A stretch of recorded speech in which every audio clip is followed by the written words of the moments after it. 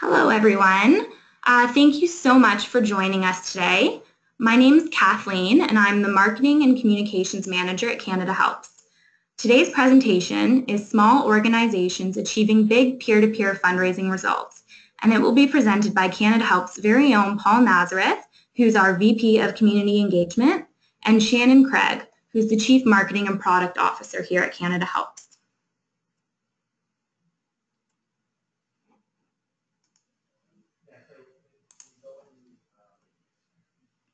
So just a few housekeeping items before we begin. We'd like to remind you that you'll be able to hear us speaking throughout the presentation, but that we cannot hear you. That being said, we still very much want to hear any questions you might have. So if you have them throughout the presentation, simply type them out into the questions log. Paul and Shannon will be available for a question and answer period at the end of the presentation. If you have any trouble hearing us, simply turn up your computer's volume. If you continue to have trouble hearing us, look for the audio option on your GoToWebinar panel and click Sound Check. A box will pop up, click the Speakers tab on the right, and then make sure your volume is turned way up. For the best webinar experience, we suggest that you close any applications that you might have open so that the sound syncs up with the changing of the slides on the screen. Just a final note before we get started, we will be sharing the links to the slides with you in an email following the presentation today, and you can definitely share them with your team or whoever else you think might be interested. We are also recording today's webinar, and we'll share the link in an email with you. You'll likely get that email within 24 hours. So I think that wraps up our housekeeping. So I'm going to be passing on the controls to Shannon and Paul. So just give me 1 second.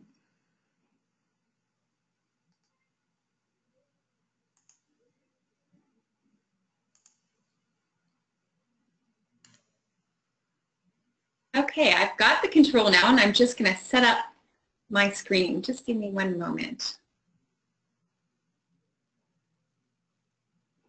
Perfect. Kathleen, can you confirm that you can see the screen? I can see your screen. Perfect. So ready to get started then. Paul, would you like to kick us off? For sure. So quite a number of you on the call today are charities partnered with Canada Helps. And for those of you that aren't, just a little bit of background about us, an organization that was created 15 years ago, and that Canada Helps itself is a charity that exists to help charities. Our mission is to help get access to all of Canada's 86,000 charities with the technology and education they need to fundraise and the tools they need to fundraise well for their causes. One of the most important things that we do now is that we work after 15 years with over 16,000 charities across Canada and give them tools like embedded custom donation forms, our brand new events platform with split receipting capabilities, and different fundraising tools around third-party and fundraising events. And most importantly, the tool we're here to talk about today is our peer-to-peer social fundraising platform that helps now hundreds of charities across Canada. Great. Because this presentation is designed specifically for small charities, we wanted to take a moment first to just think about small charities and the unique needs of small charities. So a good way to start this off is just to look at some data from using CRA data. So when we look at small charities, we can see that 80% of charities in Canada are in fact small, with less than $500,000 in annual revenues. And of these small charities, 85% have 4 or fewer staff members, and 44% are fully volunteer run. Certainly from Canada Helps perspective, we love serving small charities, and we very much appreciate the amazing work done by small charities. And just one thing that really exemplifies the point that small is not good and it's not bad, it's just a reality. It's the fact that 82% of our small charities here in Canada have been in operations for over 10 years. And so really, we look at these numbers today just to kind of point out there are unique needs when you're a small charity. You have fewer staff members. Likely, you may not have dedicated fundraising staff, let alone peer-to-peer event staff to help you succeed. And we do know that the amount of money that you're dealing with is significantly lower. Yes, it's less than $500,000 to classify as small, but just the total revenue that goes to charity in Canada, just 2.7% goes to small organizations. So with that in mind, our session theme is really how do we achieve big results on smaller budgets with less staff to support and achieve those results without feeling a lot of risk. We don't want to spend a lot without feeling confident that we're going to see the results that we expect from that spend. So this is our theme for today's presentation. Just to kind of kick this off, you know, Canada Helps has been in business, as Paul said, for over 15 years as a charitable organization. And we've had our peer-to-peer platform specifically for charities in market for just over a year now. And over 400 small organizations have launched peer-to-peer campaigns with our peer-to-peer tool. And the one interesting thing is that as we start working with small organizations, at first we thought we'd be talking a lot about the technology. But in the actuality, as we've gotten into conversations, we talk about the technology, but the depth of the conversation, what we're really being asked is about actually running the event. So it's about how do I choose my event type? How do I manage my budget and plan accordingly? And what are some of the key things I can do to ensure my event succeeds? And so that's exactly what we're going to focus on during today's webinar. So starting it off with choosing your event type. This is really something that we consider the most important decision if this is your first time to run your peer-to-peer campaign. And the reason is that it can have tremendous implications on cost. It can be a make or break point on whether your supporters participate in your event. And it is your stage for creating an experience that will foster repeat participation. Just to delve into that a little bit further, in terms of costs, you know, when we think about peer-to-peer events, the first ones that come to mind tend to be runs and walks and swims and bike-a-thons. These are the ones that we see a lot of large charities doing, and we do see many small charities doing these and succeeding, but they're not the easiest events to run, and they do typically require a lot more staff, logistical work, and cost. Things like permits, arranging for road closures, having a sound system on board, a backup plan. You may even need security and insurance. So those are some of the things that you may need to think about. And one of the things we really wanted to leave you with today is there are options. There are many different types of events that you can run. It doesn't have to be a walk or a run.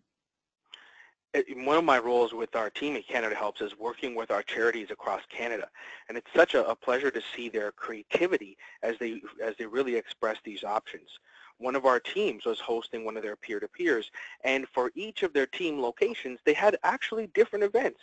So one of them was running a traditional walk, but actually where their executive director was, they had a local gathering with their board and a few of their partners over to their house. They had a dinner, and each of them had peer-to-peer pages there. So you have a lot of options. We look to the larger charities like Movember, who are doing more around virtual and non-event events, and see the application for our small charities. And that a lot of our small to medium-sized charities now, we're thinking about some folks like some environmental organizations on the West Coast, and we had another community organization in Halifax where they held non-gala galas, where they held events that were very virtual, and we'll give you some examples later on in the presentation. Fantastic. So when it comes to choosing your event type, one of the things that you want to think about is your supporters may want to fundraise for you, but they may not be willing to swim, they may not like running, they may not want to cook, and they may not want to dance. So you really have to start thinking about your audience. What would appeal to them? You know, there's so many things you can think about, but you know, what age are they? Where do they live? What do they do when they're going on holidays? Are they up for adventure? Or is it maybe something a little bit more conservative or a safer choice?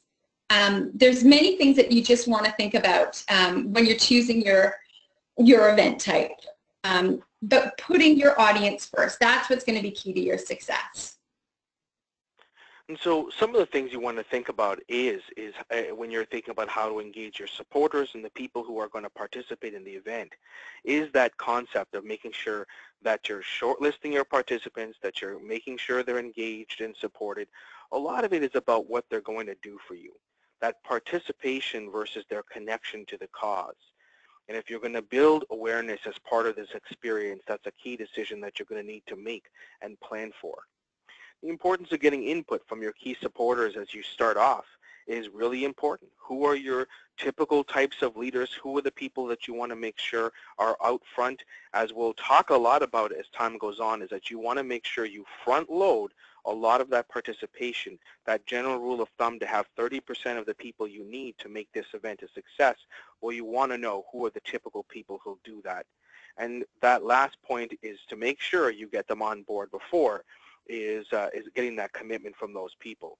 Remember as well that if you have any sort of corporate support, you want to make sure that this concept appeals to them, will give them the options and recognition that they want, and that it is something they can participate in and still get value from.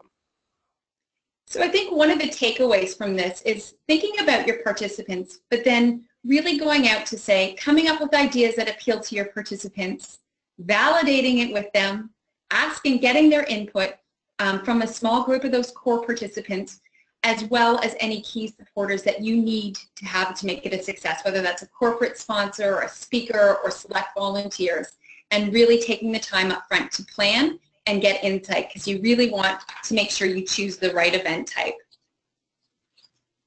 And while it may be your first year, there is, in the planning stages, you do really want to think about this as, how can I drive repeat participation? So one of the things that we know from data is that repeat participants raise 200 to 300% more than first-time participants. So absolutely an effective way to grow your fundraising program as a small organization is to set your core programs up to be annuals. You can easily update your annual campaign so it feels fresh and new. That said, the core is something you want your supporters to get to know, anticipate, and repeat. This is true of all your core fundraising programs, but it's particularly true for peer-to-peer fundraisers, just because you know those repeat participants are the ones that are going to raise the most for your organization. So while in year one you're going to be thinking, how do I make this event? You're going to want to get into the details and say, how do I make this year a success? You'll also want to say, what are my participants going to leave my event feeling? How will they feel? Will they want to go out and talk about my event? Will they leave more connected to my cause? Will they leave wanting to do it again? And some of the things, the steps you can take to get there, well, it really comes down to making it fun or making it an experience. It's about tying it to your cause and your impact so that they feel very emotionally connected, and seeding that participation for next year.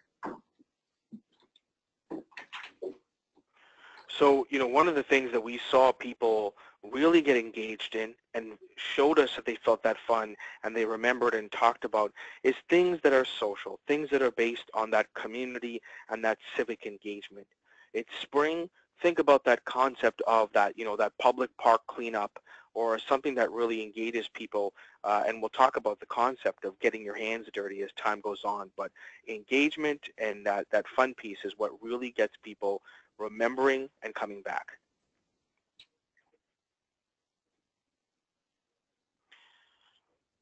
So, part of it is the big question is your organization ready to run an event like this? And one of the most important things that we need to do is it the right size for us?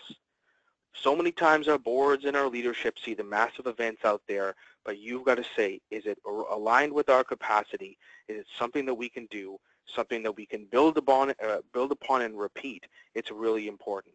So think about the structure, the size of the event, make sure that your organization capacity meets it. It supports you where you are today, and if you don't have a lot of staff or volunteers, making sure that you start small is just fine. Start where you are, grow from there. Don't let the perfect be the enemy of the good. This peer-to-peer can really help you build those relationships, deepen them with current supporters, reach new supporters, and engage the community. These are great events, but don't overcommit. Awesome. So a bit more about right-sizing your event. Setting your goal is very important. So when we think about peer-to-peer fundraising, it's clearly about fundraising. That said, you really need to have a more specific goal in mind to really help create an experience and to structure your event. So here's some examples of different types of goals. I'm just going to go through a few. These slides are meant for reference purposes in a lot of cases. So if you're at a stage where you really want to build awareness for the work you're doing or an important issue that your charity is helping to address, you may find that the type of event that you're going to choose and the type of tactics that you use are quite different. A unique event may work very well for attracting PR. You may want to do a lot of social sharing and focus on educational engagement. If you are looking to attract new supporters to grow fundraising results, you may find that I really need to focus on shaping an event that's team-based so that I have core supporters coming on board and they're inviting friends and family to join them, and thereby bringing on new supporters that are participating in my event and bringing on more peer-to-peer donors. As well, in this case where you're bringing on a lot of new supporters, stewarding those donors is going to be a very important part of your planning process.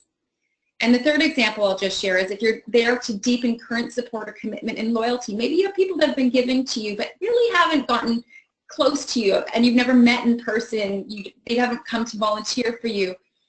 You may be wanting there to focus more on the experience and really helping to connect those people, those individuals that value the work you're doing, but create a personal connection to them. So possibly it's more about having the opportunity for the people that you serve to speak, having spokespeople at the event. There's many different tactics. Those are just a few.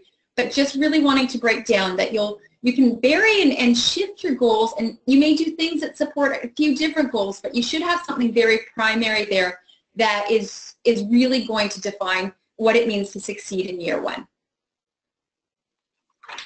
As well, then as you think about you're narrowing in on your type of event, you want to just come back to feasibility and mitigating risks. So feasibility. I've chosen an event type now. I know my supporters want it. I know my corporate will get behind me. But do I have sufficient budget to make it happen? Do I have sufficient resources to manage the logistics? A few feasibility checks will be required. And then a really important step is really trying to do a hard job, a deep look at forecasting.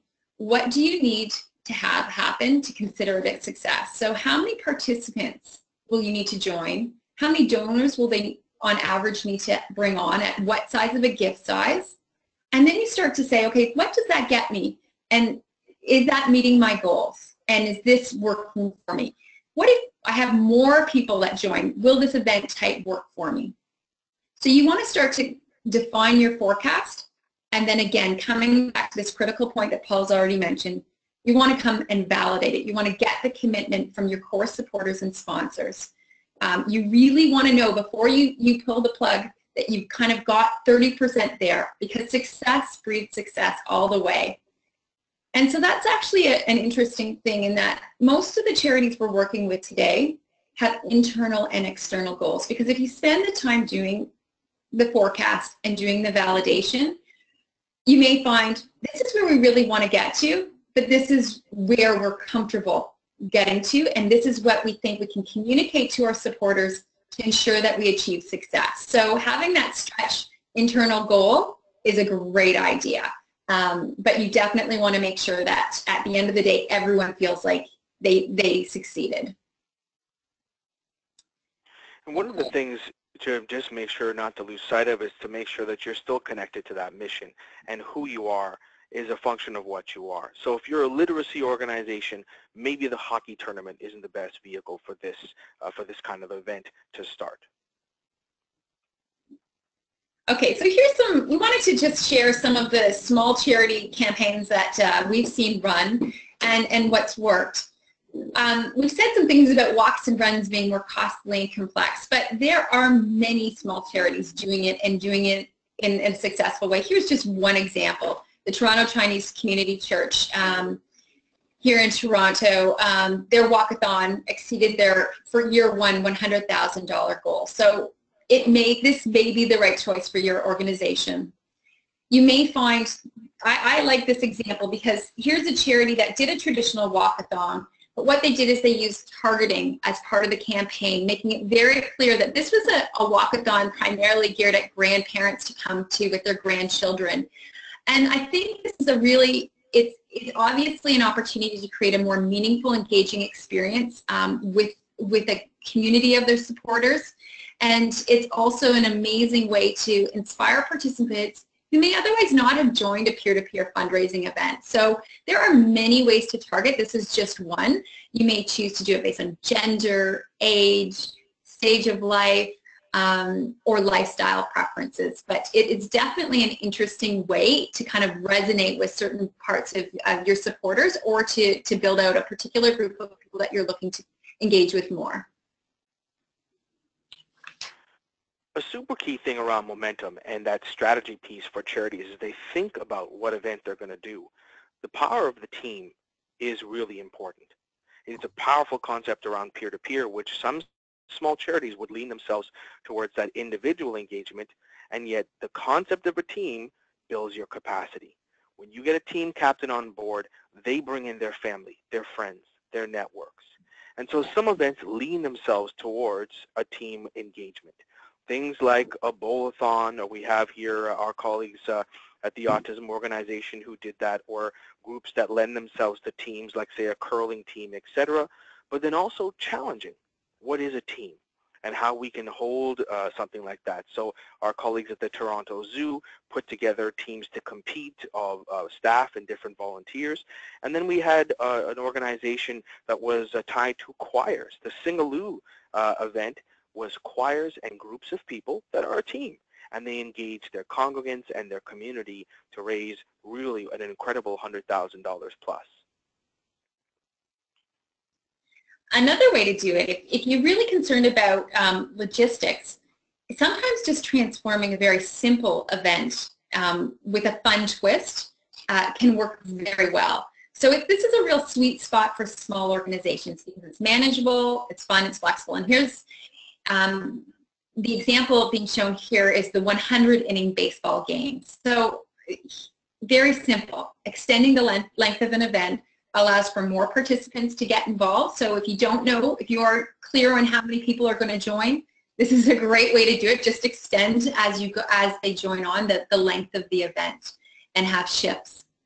It creates excitement and memorability if you can do something fun like that, and it's done without adding a lot more cost or complexity. You were already going to do that baseball game, and it extends to many, many types of events. It could be if you have access to a kitchen and maybe you need to get some canning done, some freezing done for your soup kitchen or your food bank.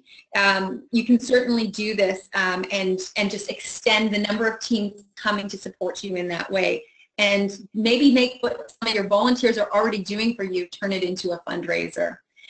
Same goes for a walkathon, just making it fun and having it be bringing your dog, bringing your shelter, making it a relay. Some very simple ideas to transform the simple can really help. You can also make some fun ideas here for engaging your sponsors as well. So with the 100-inning game, you can have a different sponsor for every 10 innings and so forth. Again, I think I mentioned this already, but unique events are particularly interesting if you're really trying to get a message out there and you want coverage for your event. So they work very, very well, in particular if you have if you have an event that's great for CTV or City Pulse or any major news outlet to come and film. Something that they can show always works well.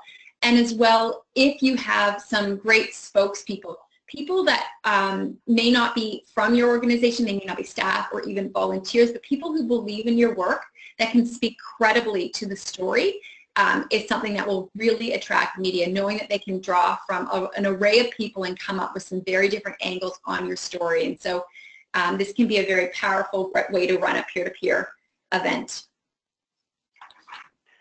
One of the things that we've seen that's really quite transformative is instead of looking in and engaging in, some of our charities have engaged out.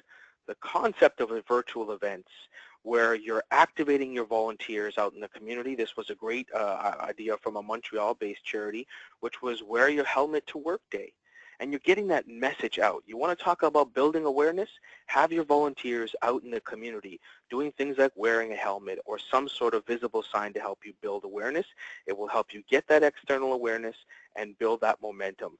These non-campaigns or micro-campaigns are really powerful in the community. Another way to activate is to engage. What we now know is that super powerful tool of social media. So as much as those virtual campaigns out there are the physical, you've got campaigns that can really engage the social in that virtual world. So we look here at an organization supporting awareness around HIV is the ability to get out there, create materials that are socially shareable, those virtual videos and links to take the campaign viral, give you, as a small organization, incredible reach. And social campaigns have really shown us that small organizations can punch way above their weight, again, with those photos, those videos, and again, those donation links to engage those volunteers and bring those dollars in.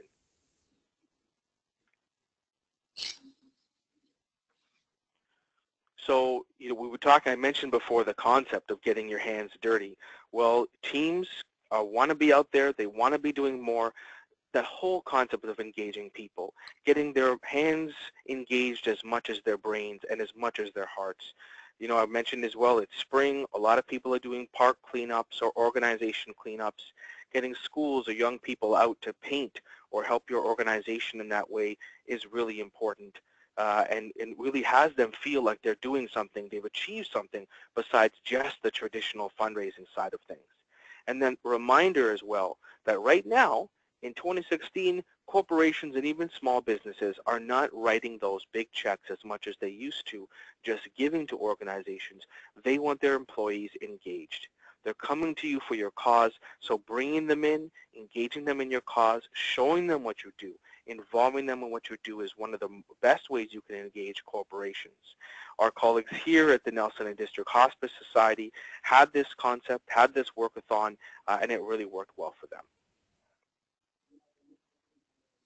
One last type of tip we'd like to point out is that, well, today we're focusing really on a peer-to-peer campaign that's really driven by your charity.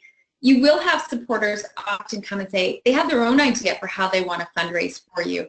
And so one of the things we just really recommend, the key to that success is make sure that it's in line with the message and that you want out there. So of course there's that validation that's needed, but if it is, make sure you have a turnkey platform that you can just let them run with it and take yourself out of the loop as a small organization and let them do that. And that's exactly what this Rotary Club did here, where they said yes to a group of motorcycle riders who wanted to fundraise for a specific initiative, building schools in Guatemala. And this team, they basically just created a page, and then the team was able to raise $9,700. There's so many examples like this, and so don't feel like you can only have one. You can do the smaller ones on the side, and you can really put that onus on the supporter that's really stepped up to want to do it. You can even ask or suggest ideas as well to the right supporters. So now we wanted to shift gears, and I really want to highlight that, again, there's a lot of reference material on these slides. We're going to go fairly quickly through them, but you will have the slide deck coming to you. And as well, I wanted to call out that we'll send you a link to our peer-to-peer white paper as well, because a lot of these concepts that we'll talk about are fleshed through in much more detail there. If you'd like a little bit more insight, we will send you that as well. But here we go. We'll go through them in a reasonable, quick pace. So first off, recruiting partners and sponsors. So everyone always thinks, you think, oh, wouldn't it be great to have a large corporate sponsor and basically who cares for us deeply and covers all the costs and makes it all possible. That's amazing when you can get it, but it's hard to get sometimes. And so especially in your first year, it can be very helpful to just have bite-sized asks and look to an array of sponsors. You can ask for some very small things year one, and then next year you can just go a little bit more. So you know, some of the things here, you know, when you talk to companies, oftentimes we're asking for money, but you can also in a year one ask just simply for, do you think your staff could help us? Could you send us some staff members that might help staff our event? Could you have some of your employees join and participate as fundraisers in our event? There are companies out there that might be willing to do your marketing materials, print and design them.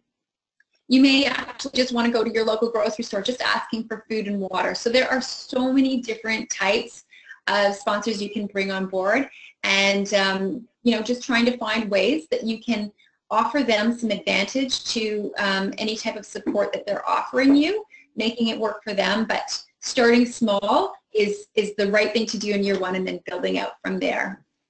And as an example of that capacity, we were just talking today to a charity who, not a large charity across Canada, has only about 10 staff, and they engaged a mid-sized corporation with many locations across the country, and they said, we'll host the team for you at all of our locations, and gave that charity the ability to be present in 70 communities across Canada when the charity itself has only a few staff. So there's a lot of different things that corporations can give you.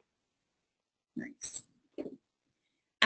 Another key thing is participant engagement. So one of the things we know from the data results is that it's really critical to engage your participants early. We know that participants who get their first donation within 30 days of creating their fundraising page are more likely to hit their fundraising goal. So really, you don't want to wait until it's getting close. You want to make sure you're communicating with them based on when they've joined your event. And here's, you know, you do as much as you can, but one of the great things to aspire to is to try to appeal to your participants on multiple levels. So the fun factor, you know, when it comes to marathons, a lot of them will do training tips and share out progress results for different teams in terms of their training program. But you can think of something fun for pretty much any event, how you're getting, even if it's almost a spoof. Fun, adding a little element of fun is always a great thing. You also know that they've chosen to join your fundraiser and participate because they care about your cause enough that they're actually willing to tell their friends and family. And so I think one of the most important things is to ensure that you're keeping it mission focused, bringing them back to it's important that they meet their fundraising goals, and it's important that they do go outside their comfort zone and reach out to friends and family because your work is so vital. So keeping it mission focused. One of the things that can really lift results is just doing some very simple segmentation based on where your participants are at in their fundraising. So if you have some sleepy fundraisers, you may want to quick send them out tips as soon as once you realize these guys are pretty dormant, they're not really engaged right now after creating their page. Those are the guys you probably want to send some tips to. You may want to have some people that may be close to the top, but not the top performer. You may want to spice in some competition there by sharing how it's going for some of your other participants in a very friendly way. But adding an element of communicating to them with where they're at in their fundraising journey will definitely help. And of course, you can do building excitement, how we're doing, progress to date. That's very inspiring and engaging for participants when they really feel like they're a part of something that's doing something and has momentum. In terms of public relations, there's a lot here, but attracting media, it really starts with a newsworthy story. And so I'm just going to call out a couple things. Your story really matters, and it has to be mission focused. And you need to be able to present as a thought leader and an expert on your cause. That's what's really going to get you coverage. The actual call to action should be secondary. It's almost just a necessary part of the story. But when you're going to the media, it's the story they want, they're less concerned about making your event a success. So tell your story, and they'll just wrap in the call to action as part of it in most cases. And then in terms of, everyone, there's PR firms out there, but it's actually not rocket science getting publicity. It's just work, and it's just thoughtful, diligent work. So, all you really need to do is do your research. Follow the prospective media. Figure out who's writing about charitable matters or things related to your cause, and angle your story accordingly. And then just follow up and keep at it. One of the key things that you don't want to fall into is one of the classic traps of small organizations looking at the really big events. Again, our boards, our different leaders, they look at these gigantic events that are out there and said, those are things that we want. And yet so many times when we crunch the numbers, they actually are the nice to haves. When you look at your event, and remember, the smaller your organization, the more people are connected to the cause. So all of the large volume hats and prizes and all the participation things can be actually much more customized and will create a deeper connection with your donors, with your participants. So think about ways to write says that. We've got some examples for you here from charities that we work with that have really paid off for them. So that deepening of a relationship, that fun factor, that engagement factor is really powerful, and not to feel like you've got to do it all or do it the same way. And then of the day of, well, this is where the logistics come into play. When you have an internal critical path, you're going to make sure that you and your team survive the day, you are comfortable, and things move along and are run excellently. But remember as well that as you serve your volunteers, it's important that that communication is there, that engagement and listening to them is important. You know, we had a charity share with us recently this feedback that for them on the day before the day of, their volunteers told them carpools were going to be really important to getting people out on that day and getting that engagement, that volunteer support. We had another organization that was telling us they were running a bike-a-thon, and a lot of their volunteers and even team captains and different participants wanted the route, but not in that traditional way to say, where are we going? Of course, that's regular logistics, but having the route in advance because they wanted to practice. So it's really about making sure that you've got that internal set. The classic critical path will help your internal team, but think external as well. And as much as you can, those day of logistics, of engagement, of fun factor, those personal stories are really powerful. That will help in that inspirational piece, which is another piece to making sure everybody gets the most out of the day, that memorable and long-term experience. That'll bring them back. Okay.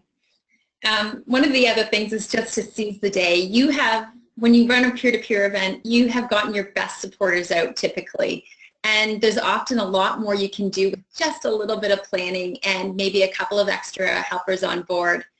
So one of the first things that actually isn't on this slide, but definitely it's highly recommended, ensure you have some tablets set up and ready to go so people can support the campaign on the spot and make that donation.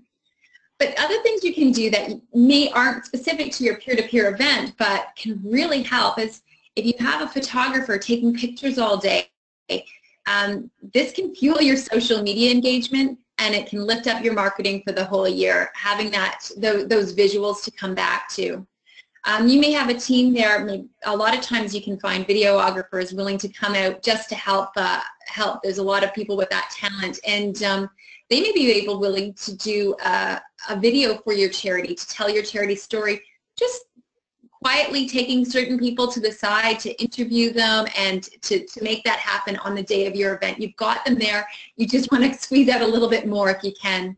At registration tables, it's a great time to ask if you have a moment, would you like to leave us a testimonial or a story that we might be able to share? Or you just might want to learn more about them. There's so many things that you can do even to increase your budget, such as possibly even selling t-shirts at the events. And one of the things I think that's really important as your event's starting to wrap up is to really think, is there a way that we can get participants to pledge to participate again next year? Sometimes it works at the event and sometimes it might be something that's a quick follow, but it's definitely something to have in mind. That leads us right into it's not over when it's over. So the moment that your peer-to-peer event ends is really when you start your work for your next one. Clearly you need to, there's so many things that I think most of us know to do is like sharing the moment through social media and pictures, celebrating the event and making it more people feel like they were associated with it and interested in participating next year by just giving it as much visibility as you possibly can. Sending personalized thank yous. Your participants have taken time out of their lives. They've worked their weekend around your charity, and to send that personal thank you goes so far. A next step might be to share results as well as to ask for feedback. You want to have different check-in points, and these are great ways to check in. You may even do a little program specifically around pledging their participation for next year. And throughout the year, you just want to make sure you're stewarding them to ensure that you get them back for next year. Inside of this whole movement, and when we look across North America, peer-to-peer is one of the fastest growing ways that charities are raising money. And one of the things that's concerning to charities is the concept of peer-to-peer, in that it's a person asking a person, and that there's a danger of the donor to have an affiliation to the person and not necessarily the cause. And so the two ways you can make sure that you combat this and you retain those new donors and you bring on those new relationships is, number one, to make sure that you've empowered your champions.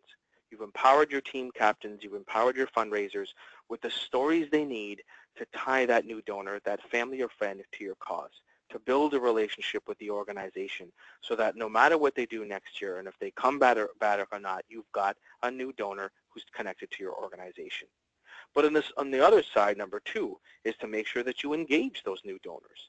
As you've captured them in that relationship for the day, make sure that you follow up, that you steward, that you teach, and that you involve them in the concept and mission of your organization so that they solidify that relationship and continue it as time goes on with a regular donor and a long-term participant.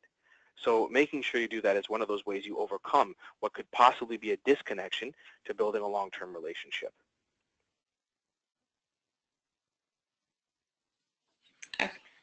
And then the other part is, as you do your debrief, and so many organizations do this, one of the challenges of peer-to-peer is that it's an emotional day, and that a lot of people have fun, and that your volunteers and your teams often will feed back that anecdotal evidence.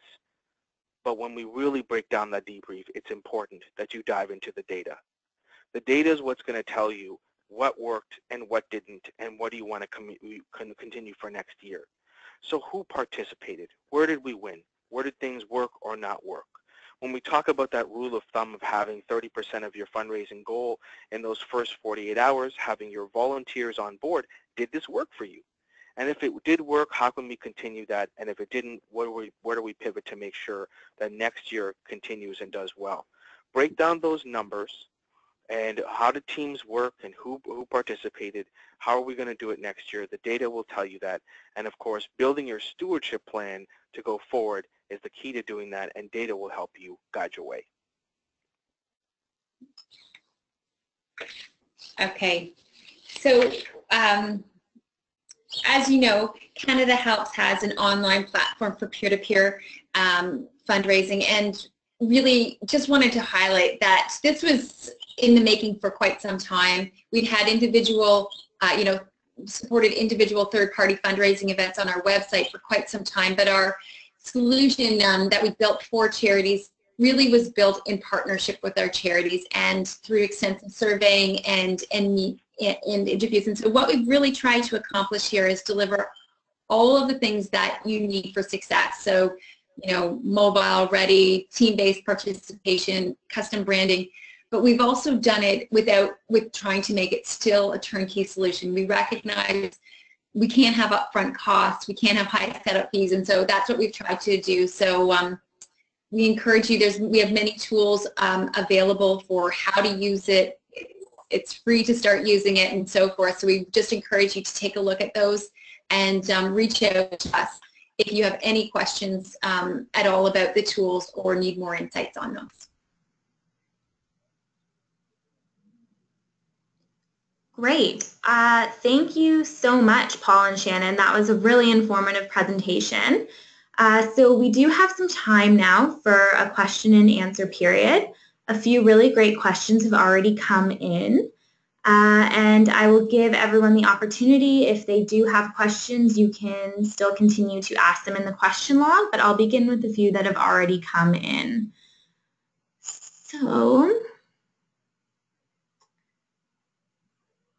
So Shannon, I know you spoke to recruiting partners and sponsors, and we do have one question about that. How important is it to have corporate sponsors when doing a peer-to-peer event?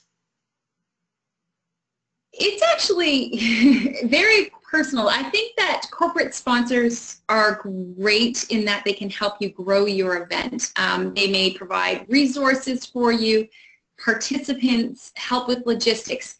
But I think it's really important that that partnership works for the charity. Is it what they need? Because it's true, you need the right partner, because some corporations may have different goals. They may want to have different expectations for the event. So you don't have to have a corporate partner.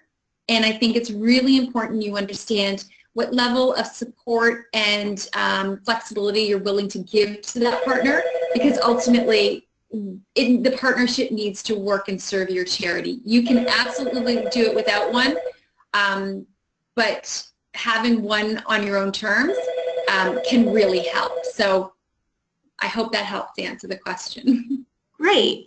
Okay, so another question we have here is from a charity, and they're asking, we are often in direct competition with other small charities in our small community that already have annual walkathons, bowl-a-thons, etc. They are much larger than us, but still small. Is it more important for us to come up with a unique event or just try our own version of the same thing? I can jump in with this one. We work with because I often end up working with so many of those charities in communities, small communities across Canada, and in fact, the charity here mentioned that often those are even things like national events, but the local charity is hosting it. If you're talking about that competition base, now of course, first and foremost, you want to make sure that you've drawn up a calendar of all the events that are happening in your community, and you're not trying to go head-to-head with one of these events per se. But we see the success in that uniqueness for sure, that if you don't want to be just another walk, that a lot of donors out there are saying, we want to have fun, we want to be engaged, we want some new ideas, and it's one of the cool things about being a small to medium-sized charity, because you can be nimble and you can outmaneuver these very traditional events by doing something unique, very participatory. Again, this is where we see more growth in the virtual events, in the social media connected events, and in those alternative ideas that people really enjoy trying out. Great, thanks, Paul. So the next question we have here, some people end up with checks or cash and don't meet their goal that they've set online. Is there any way to have a page with entries of cash and checks that may be received? That way they meet the goal they have set online. I can actually answer that one. With the Canada platform, we actually do allow offline donations to be added by team captains, and I'm pleased that exists today. And I'm pleased to say that in the coming weeks, by the end of April at the very latest, we will have the ability for charities to add offline donations received on behalf of an individual participant or a team as well, so that we can ensure those fundraising goals are up to really reflective of their total fundraising, including those cash gifts and gifts by check. Great, thanks, Shannon. Another question here is, do we have any templates for tips to send to the participants that charities can modify if necessary and use? That's a great idea. We actually haven't developed one yet. We do have some ideas in our white paper, but that's a great one for us to take back and see if it's an area where we could offer more support. So I appreciate that suggestion, and we'll look at that one. Okay, the next question here is, what is your opinion on giving pledge prizes for top pledge earners? Is there any kind of guideline?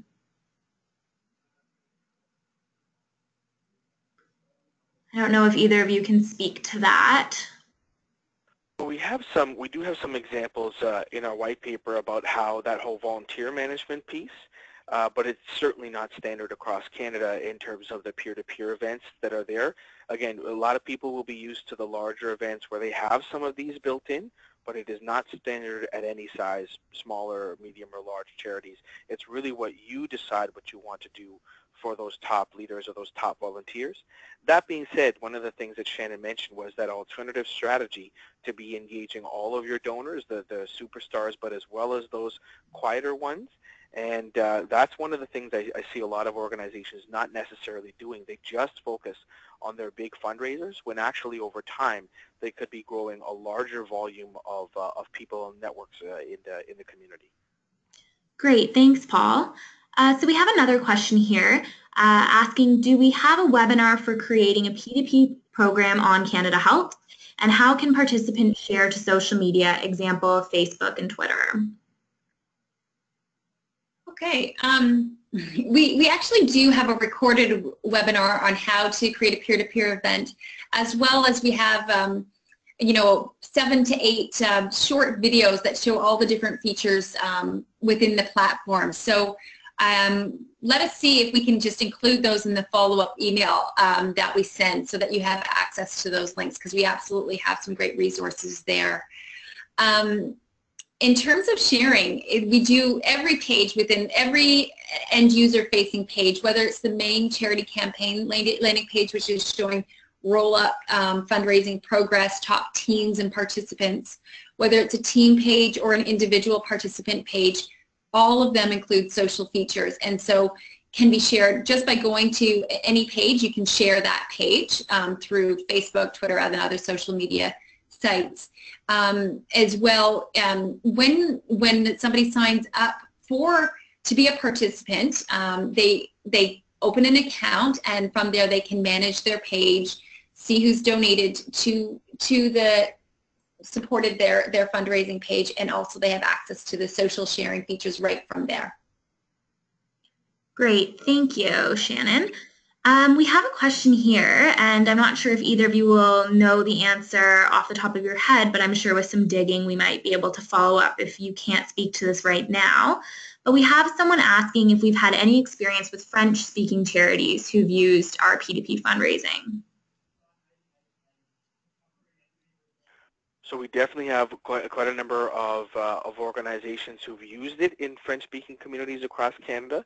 And again, it's really about what information you're putting on the platform to engage your volunteers. So you have the ability to do that, and we do have partners, charity partners from the Francophone communities right across the country, because we have many participants on either coast that do that, and they have used it and seen success with it. Great, thank you guys. So that brings us to the end of our presentation. Paul and Shannon, thank you again so much. That was very informative. Do you guys have any final words before we end the session? If anything, we'll answer questions as they come in. But truly, our team here is here to work with you and follow up with answers. But also, if you have any long-term questions, those of you who are already Canada Helps partners, but anybody else, feel free to contact us too. Our contact information will be there. Send questions anytime, and we're here to help. Great, and so just to follow up on that, Paul, for anyone who does have any follow-up questions or has items they want to discuss, the best way to get in touch with us is charitylife@canadahelps.org, and you can also keep up with us on Twitter at CharityLifeCA. And again, we will be sending the slides and recordings out in an email, and we want to thank everyone for joining us today, and we will see you guys all next time. Thank you.